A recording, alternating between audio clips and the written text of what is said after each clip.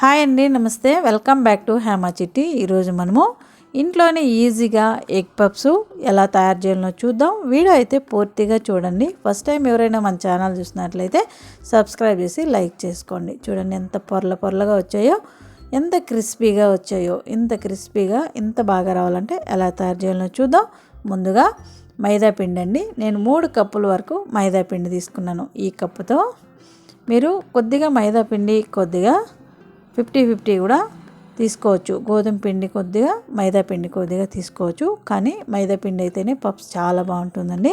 ఇందులో ఒక 2 స్పూన్లంత బటర్ వేసుకుందాం. తగినంత సాల్ట్, మనం తీసుకోండే పిండికి సరిపడినంత సాల్ట్ వేసుకుందాం. వేసుకొని ఈ బటర్ అంతా ఈ పిండికి బాగా పట్టిద్దాం.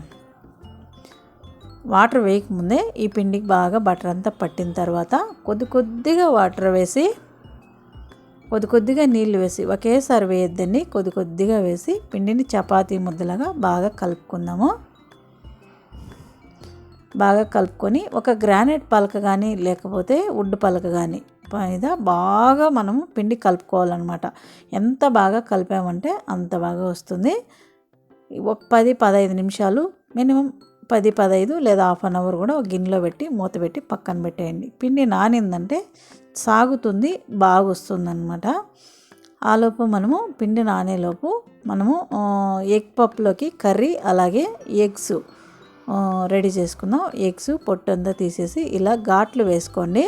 ఘాట్లు వేసుకొని ఇలా బాండిల్లో వేయించుకున్నామంటే టేస్ట్ చాలా బాగుంటుందండి. ఒక బాండిల్ పెట్టి కొద్దిగా ఆయిల్, కొద్దిగా పసుపు పొడి, కొద్దిగా కారం పొడి, కొద్దిగా సాల్ట్ వేసి ఈ ఎగ్స్ను వేయించుకుందాం. టేస్ట్ చాలా బాగుంటుంది. ఇలా చేసుకోండి.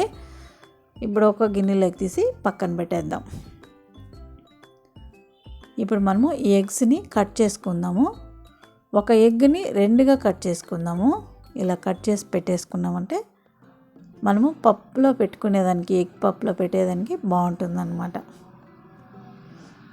ఇలా కట్ చేసి పక్కన పెట్టేయండి. ఉల్లిపాయలండి, ఒక పప్పుకి ఒక ఉల్లిపాయ కావాలండి. నేను ఒక 8 ఎగ్ పప్స్ చేస్తాను, అందువల్ల ఒక 8 ఉల్లిపాయలు తీసుకున్నాను. తీసుకొని సన్నగా ఇలా పొడవుగా కట్ చేసుకొని, ఆ పొడవుగా కట్ చేసిన దాన్ని మళ్ళీ అడ్డంగా కట్ చేసుకోండి, సరిపోతుంది. ఒక ఉల్లిపాయని 2గా కట్ చేశారంటే కరెక్ట్గా సరిపోతుంది. ఇలా నలుపుకొని పొడిగా వస్తుందన్నమాట. నలుపుకుంటే గడ్డలు లేకుండా పక్కన పెట్టేయండి. స్టవ్ మీద బాండలు పెట్టి 2 స్పూన్లు ఆయిల్ వేసి ఈ ఉల్లిపాయలు వేసి వేయించుకుందాం. సాల్ట్ కొద్దిగా వేశారు అంటే తొందరగా మగ్గిపోతుంది అనమాట. ఒక 2 పచ్చిమిర్చీలు సన్నగా తరిగి వేసుకొని ఇదంతా బాగా వేగిన తర్వాత అల్లం వెల్లుల్లి పేస్టు ఒక 1/4 స్పూన్ వరకు వేసుకొని వేయించుకుందాం. పచ్చివాసన పోయేదాకా బాగా వేగనిద్దాం. ఇందులో కొద్దిగా పసుపు పొడి కొద్దిగా కలుపుకుందాం. కారం పొడి కొద్దిగా, ధనియాల పొడి కొద్దిగా, గరం మసాలా కొద్దిగా వేసి 1/2 స్పూన్ వేసుకొని, అంటే తగినంత వేసుకొని, తీసుకోండే క్వాంటిటీకి తగినంత వేసుకొని వేయించి పక్కన పెట్టేద్దాం. ఇప్పుడు 2 కప్పులు తీసుకొని 1 కప్పులో 1 స్పూను, 1 కప్పులో 1.5 స్పూన్ మైదా పిండి వేసుకొని కొద్దిగా నీళ్లు వేసి 1 కప్పులో కలుపుకుందాం. కలిపి పక్కన పెట్టేద్దాం. ఎగ్ పప్స్కి యూస్ అవుతుందన్నమాట. కలిపి పక్కన పెట్టేద్దాం. బటర్ కూడా ఇంకొక కప్పులో వేసి కలిపి పక్కన పెట్టేద్దాం.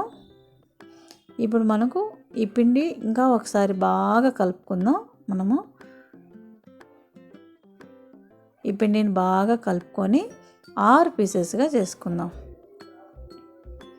6 పీసెస్గా చేసుకొని 6 ఉండలు చేసుకొని చపాతీలాగా రుద్దుకుందాం. పిండి కొద్దిగా చల్లి చపాతీలాగా రుద్దుకుందాం. ఇలా రుద్దుకొని పక్కన పెట్టేద్దాం. ఒక ప్లేట్లో కానీ పెట్టుకోండి, లేదంటే కొద్దిగా పిండి చల్లి పక్కన పెట్టుకోండి. గ్రానైట్ పలక అయితే స్పేస్ ఉంటే ఇలా పెట్టుకోండి, లేదు అంటే ఒక ప్లేట్లో కూడా పెట్టుకోండి. తిరగా ఇంకొకటి రుద్దుకుందాం.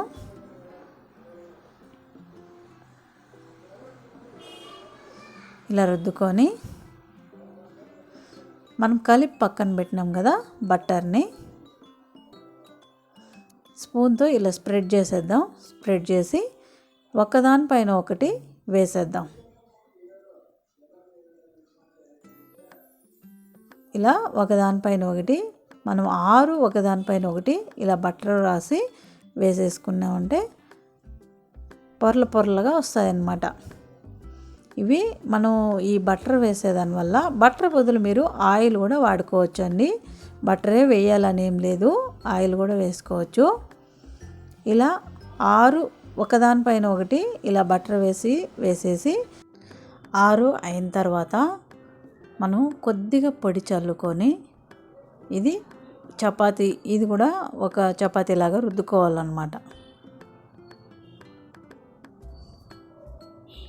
ఇలా 6 ఒకటిగా వేసాం కదా, దీన్ని కూడా మనం కొంచెం పెద్దదిగా రుద్దుకోవాలన్నమాట. ఇలా పిండి చల్లుకొని 2 పక్కల తిరగవేసుకొని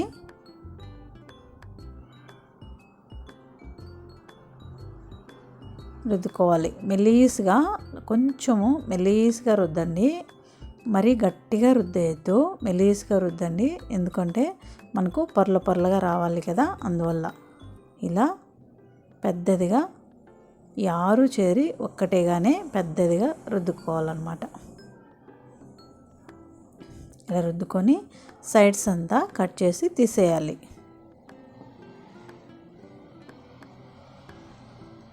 ఇలాగా సైడ్స్ అంతా కట్ చేసి తీసేయాలి.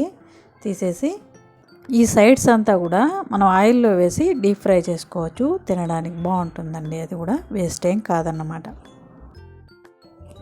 ఎన్ని వస్తే అన్ని కట్ చేసుకోవాలి. నాకైతే 9 వచ్చాయి. ఇవన్నీ ఇలా కట్ చేసుకొని పక్కకు పెట్టేసుకొని ఒక్కటొక్కటిగా తీసుకొని తిరగా మనం కొద్దిగా పిండి జల్లి రుద్దుకోవాలన్నమాట. నైస్గా రుద్దండి, మరీ గట్టిగా రుద్దేయద్దు, నైస్గా రుద్దుకొని ఇందులో మనము కర్రీ చేసి పెట్టాం కదా ఉల్లిపాయలతో, అది వేయించి పెట్టిన ఎగ్ ఇందులో పెట్టేసుకుందాం.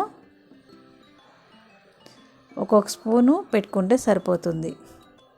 మీరు ఒకవేళ ఎగ్ తిన్న వాళ్ళు కనుక అయితే ఓన్లీ ఉల్లిపాయ ఫ్రై మాత్రమే పెట్టుకొని చేసుకోవచ్చు. ఇందులో తరకారీ కూరగాయలు కూడా పెట్టేసుకొని చేసుకుంటే పప్పు చాలా బాగుంటుంది. ఒక్కొక్క పీస్ తీసుకొని ఇలా పెట్టి ఈ కలిపి పక్కన పెట్టాం కదా మైదా పిండిని చుట్టూరు రాసి మనము ఇలా ప్రెస్ చేసేయాలన్నమాట. అప్పుడు మనకది అందులో పెట్టిండేది పూర్ణము పెట్టాం కదా ఉల్లిపాయ, అదేంది బయటికి రాదనమాట. ఆయిల్లో వేసి డీప్ ఫ్రై చేసినప్పుడు అది బయటికి రాదనమాట. ఇలానే మనం అన్ని పప్స్ అన్నీ ఇలాగే చేసి ఒక ప్లేట్లో పెట్టేసుకుందాం. అంతే అండి, ఈజీ, ఎవరైనా చేసేయచ్చు. మనం బయటికి వెళ్ళి కొని తినే పని లేకుండా ఇంట్లోనే ఇలా ప్రిపేర్ చేసుకున్నామంటే హెల్తీగా ఉంటుంది, టేస్ట్గా ఉంటుందన్నమాట.